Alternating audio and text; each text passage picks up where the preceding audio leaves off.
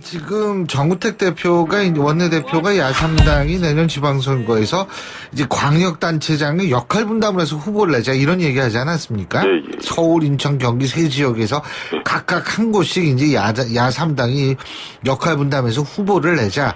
그리고 이제 야삼당이 각기 그 후보를 밀어주자 이런 얘기를 한 것 같은데 이 부분은 어떻게 보세요? 아무리 문재인 정부가 브레이크 없는 폭주를 하고 있다 해도 벌써부터 지방선거를 얘기하는 것은 분명 성급한 측면이 있습니다.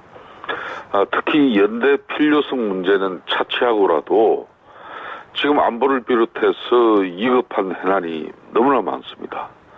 또 이번 주 금요일부터는 정기 국회도 시작되지 않습니까? 지금 선거 연대 문제를 꺼내면 괜한 오해를 불러일으킬 수도 있는 것이죠. 다만 내년 지방선거에서 지금 현재 추세라면은 민주당의 싹쓸이가 점차 가시화되고 있습니다. 그런 측면에서 볼 때 지방선거 연대는 야권 입장에서 충분히 고려해볼 수 있는 카드는 분명히 됩니다. 하지만 최순실 사태나 제보 조작 사태로 인해서 보수와 야권 전체가 지금 현재 지리멸렬한 상황이죠. 문재인 정권이 지금 역대 대통령 중에서 가장 전례 없는 막강한 권력을 휘두르고 있는데도 막지 못하고 있는 것도 안타까운 현실이고요. 그러니까 벌써부터 사법부를 비롯한 국가의 핵심 축은 물론이고 공영방송 언론까지도 이제 문재인 정권의 입맛대로 장악하려는 그런 야욕을 보이고 있는데 이런 상황에서 내년 6월 지방권력까지 장악한다면은 야권으로서는 최소한의 견제를 위한 동력마저 완전히 상실되니까 지금 크게 고민하는 것은 사실입니다. 그러니까 정우택 원내대표의 주장은 충분히 고려할 만한 가치가 있다 이렇게 보시는 거군요. 예? 완전 충분히는 아니지만은 사실상 야권이 지금 야권다운 제대로 된 역할이 이루어지지 못하고 있다 보니까 좀 섣부르지만은 뭐 그렇게 해서라도 민주당의 싹쓸이는 막아봐야 되겠다는 그런 뭐 원내 지도부의 한 사람으로서의 고민이죠.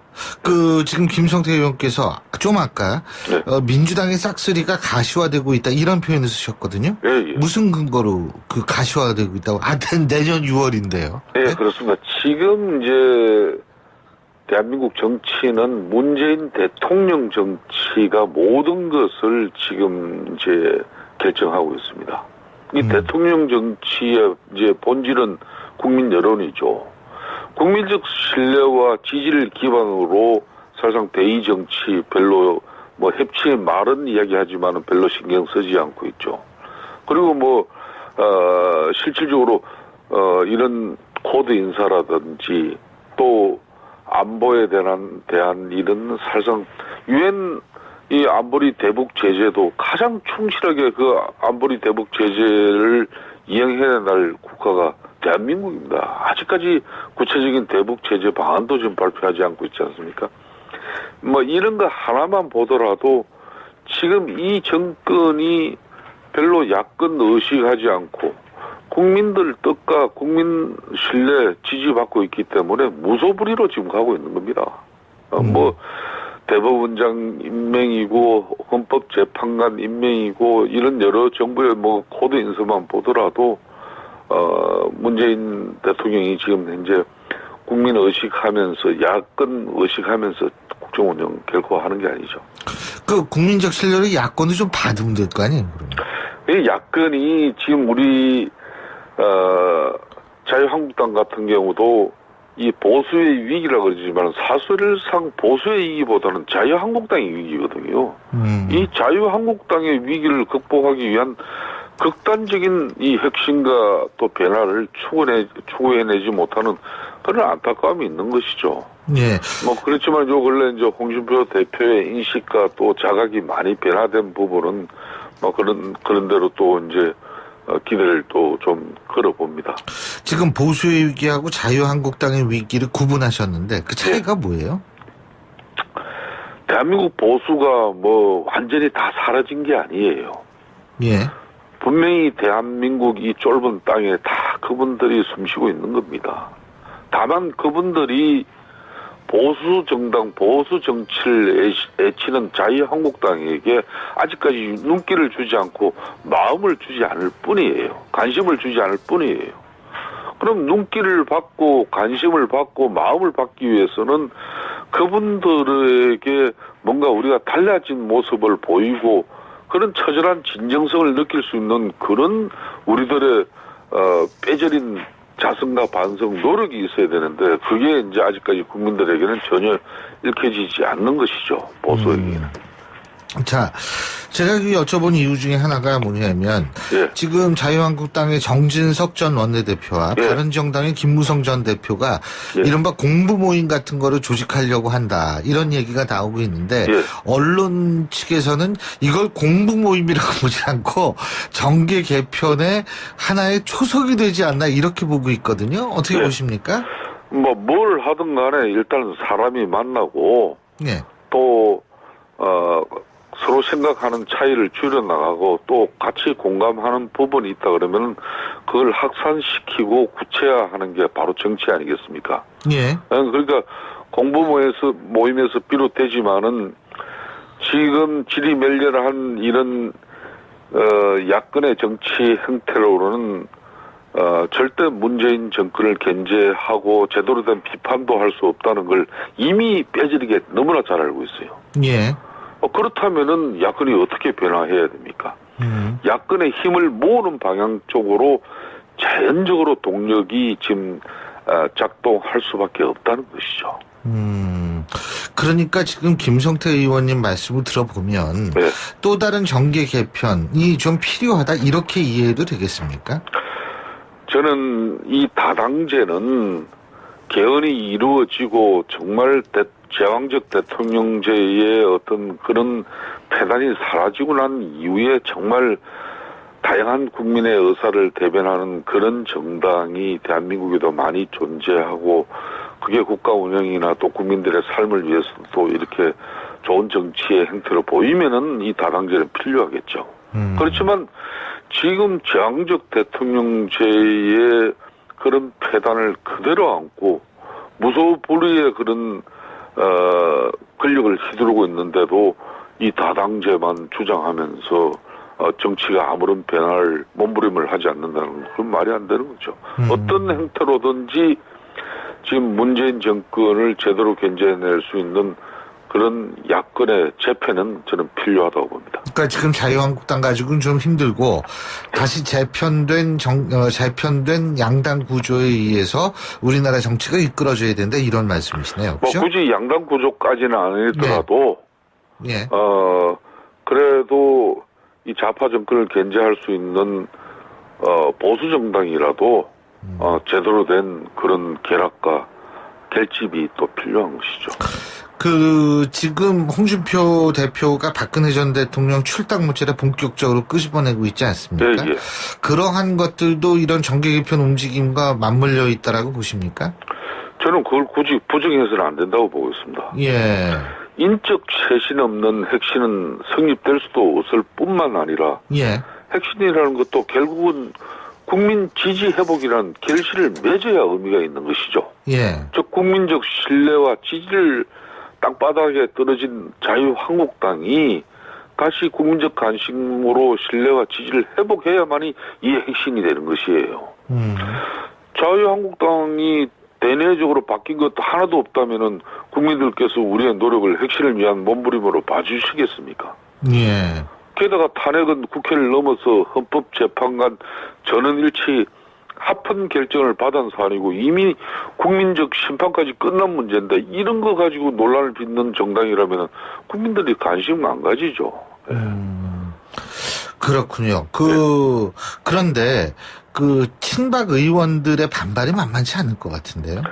그런 반발 의식하고 또 우리 내에 뭐 그런 예. 뭐 좀 부분적인 뭐 이런 갈등과 또 어떤 어려움이 있다고 하더라도 예. 국민적 바람의 어떤 그런 정당개혁 핵심이 뒤로 간다 그러면은 이거는 제1야당으로서 바람직한 모습이 결코 될 수 없는 것이죠.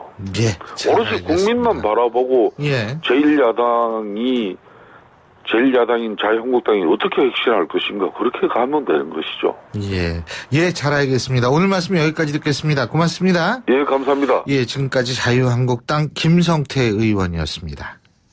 자유한국당 정우택 원내대표 얘기인데요.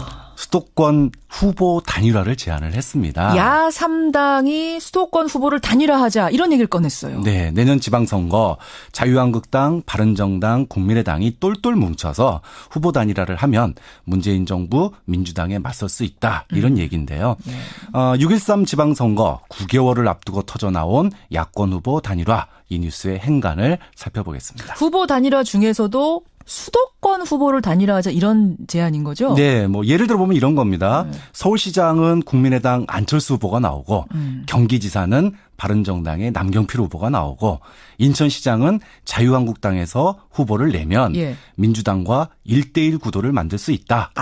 이겁니다. 그러면 서울시장을 만약 국민의당 후보가 나간다 하면은 다른 야당들은 아예 안 내는 거예요. 그렇죠. 그런 방식으로. 네.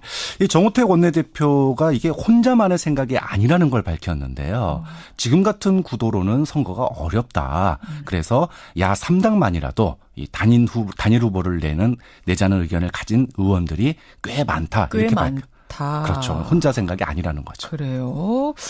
지방선거 수도권 후보 단일화론 야당 쪽에서 나온 정우택 의원이 낸 이 단일화론에 대한 행간 이면엔 뭐가 숨어 있습니까? 첫 번째 행간은 무섭다. 무서워도 너무 무섭다입니다. 누가 한 얘기예요?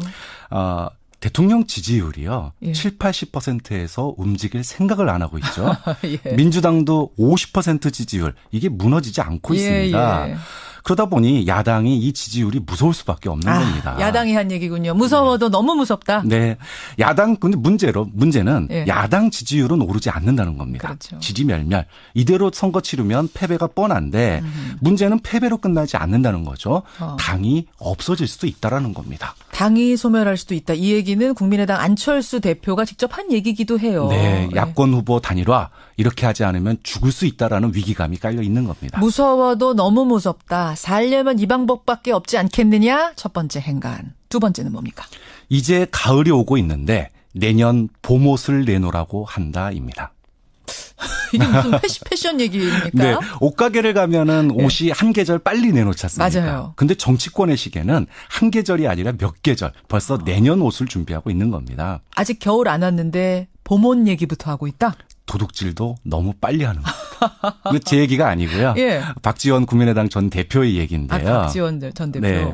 정치라는 게 박지원 대표가 이런 얘기를 했어요. 정치라는 게 국민의 의견을 듣고 의정활동을 잘해서 지지도도 올라가는 거고 그렇게 선거를 대비하는 건데 벌써부터 국회 예산 할 일은 하지 않고 예. 선거 얘기만 하는 건 너무 성급한 거 아니냐 이렇게 일침을 놓은 건데 오히려 국민들이 더 멀어져 갈 거다 이런 얘기도 덧붙였더군요. 네, 맞습니다. 이 말이 맞는 거죠. 지지율이 안 오르는 이유를 찾아야지 잿밥에 눈독을 들이면 될 일도 안 되는 거겠습니다. 아하, 그걸 먼저 인위적인 개편이라고 하지 않습니까? 그런 걸 두고 지금 인위적인 개편 논할 때가 아니다. 이런 이야기가 박지원 전 대표 입에서 나왔다. 세 번째 행간 뭐죠? 시나리오는 많다입니다. 실제로 많습니까? 정치권에 떠다니는 이 지방선거 정계 개편 정말 많습니다. 일단 중도 통합론이라는 게 있습니다. 어떤 거예요? 국민의당과 바른정당이 통합을 하고 예. 여기에 한국당 내에 비박계 이른바 중도 세력이 결합하는 겁니다. 국민의당, 바른정당이 통합하고 한국당에서도 한국당하고 잘 맞지 않는다고 생각하는 분들이 나와서 거기 합류한다. 네, 이게 중도 통합론이고요. 첫 번째 안.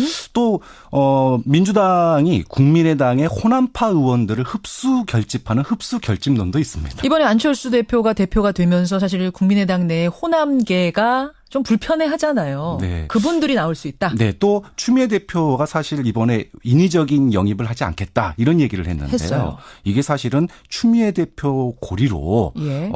국민의당 호남파와 연합하는 거 아니냐 이런 얘기도 있었기 때문에 이것도 아주 근거가 없는 얘기는 아니었습니다. 그렇군. 두 번째 안은 그렇고요.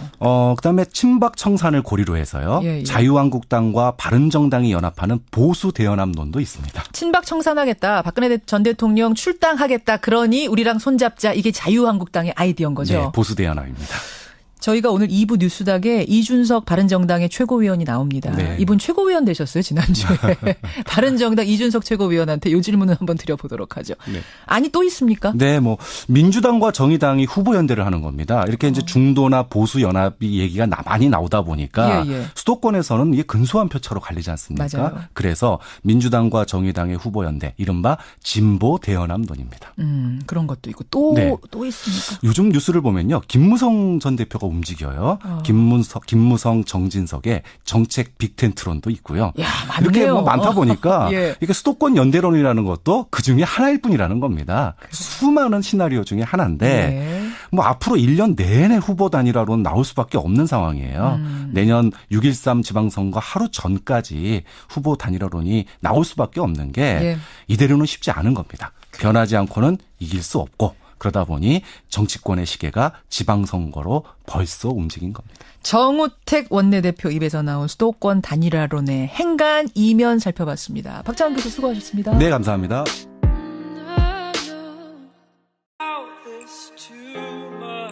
지금 정우택 대표가 원내대표가 야삼당이 내년 지방선거에서 이제 광역단체장의 역할 분담을 해서 후보를 내자 이런 얘기하지 않았습니까? 예. 서울, 인천, 경기 세 지역에서 각각 한 곳씩 이제 야삼당이 역할 분담해서 후보를 내자. 그리고 이제 야삼당이 각기 그 후보를 밀어주자 이런 얘기를 한 것 같은데 이 부분은 어떻게 보세요? 아무리 문재인 정부가 브레이크 없는 폭주를 하고 있다 해도 벌써부터 지방선거를 얘기하는 것은 분명 성급한 측면이 있습니다. 특히 연대 필요성 문제는 차치하고라도 지금 안보를 비롯해서 위급한 현안이 너무나 많습니다. 또 이번 주 금요일부터는 정기 국회도 시작되지 않습니까? 지금 선거 연대 문제를 꺼내면 괜한 오해를 불러일으킬 수도 있는 것이죠. 다만 내년 지방선거에서 지금 현재 추세라면은 민주당의 싹쓸이가 점차 가시화되고 있습니다. 그런 측면에서 볼 때 지방선거 연대는 야권 입장에서 충분히 고려해 볼 수 있는 카드는 분명히 됩니다. 하지만 최순실 사태나 제보 조작 사태로 인해서 보수와 야권 전체가 지금 현재 지리멸렬한 상황이죠. 문재인 정권이 지금 역대 대통령 중에서 가장 전례 없는 막강한 권력을 휘두르고 있는데도 막지 못하고 있는 것도 안타까운 현실이고요. 그러니까 벌써부터 사법부를 비롯한 국가의 핵심 축은 물론이고 공영방송 언론까지도 이제 문재인 정권의 입맛대로 장악하려는 그런 야욕을 보이고 있는데 이런 상황에서 내년 6월 지방권력까지 장악한다면은 야권으로서는 최소한의 견제를 위한 동력마저 완전히 실제로 야권도 좀 받으면 될 거 아니에요? 이 야권이 지금 우리 자유한국당 같은 경우도 이 보수의 위기라 그러지만 사실상 보수의 위기보다는 자유한국당의 위기거든요. 이 자유한국당의 위기를 극복하기 위한 극단적인 이 혁신과 또 변화를 추구해내지 못하는 그런 안타까움이 있는 것이죠. 예. 뭐 그렇지만 요 근래 이제 홍준표 대표의 인식과 또 자각이 많이 변화된 부분은 뭐 그런 대로 또 이제 기대를 또 좀 걸어봅니다. 지금 보수의 위기하고 자유한국당의 위기를 구분하셨는데 그 차이가 뭐예요? 대한민국 보수가 뭐 완전히 다 사라진 게 아니에요. 예. 분명히 대한민국 이 좁은 땅에 다 그분들이 숨쉬고 있는 겁니다. 다만 그분들이 보수 정당, 보수 정치를 애치는 자유한국당에게 별로 뭐 협치의 말은 이야기하지만은 별로 신경 쓰지 않고 있죠. 그리고 실질적으로 이런 코드 인사라든지 또 안보에 대한 이런 사실상 유엔 이 안보리 대북 제재도 가장 충실하게 그 안보리 대북 제재를 이행해야 할 국가가 대한민국입니다. 아직까지 구체적인 대북 제재 방안도 지금 발표하지 않고 있지 않습니까? 뭐 이런 거 하나만 보더라도 지금 이 정권이 별로 야권 의식하지 않고 국민들 뜻과 국민 신뢰 지지받고 있기 때문에 무소불위로 지금 가고 있는 겁니다. 뭐 대법원장 임명이고 헌법재판관 임명이고 이런 여러 정부의 뭐 코드 인수만 보더라도 문재인 대통령이 지금 현재 국민 의식하면서 야권 의식하면서 국정 운영 결코 하는 게 아니죠. 그 국민적 실되니까 지금 크게 고민하는 것은 사실입니다. 그러니까 정우택 원내대표의 주장은 충분히 고려할 만한 가치가 있다 이렇게 보시는 거군요. 예? 완전 충분히는 아니지만은 예. 사실상 야권이 지금 야권다운 제대로 된 역할이 이루어지지 못하고 있다 보니까 예. 좀 섣부르지만은 뭐 그렇게 해서라도 민주당의 싹쓸이는 막아봐야 되겠다는 그런 뭐 원내 지도부의 한 사람으로서의 예. 고민이죠. 그 지금 김성태 의원께서 좀 아까 네. 민주당의 싹쓸이가 가시화되고 있다 이런 표현을 쓰셨거든요. 예, 예. 무슨 근거로 그 가시화되고 있다고?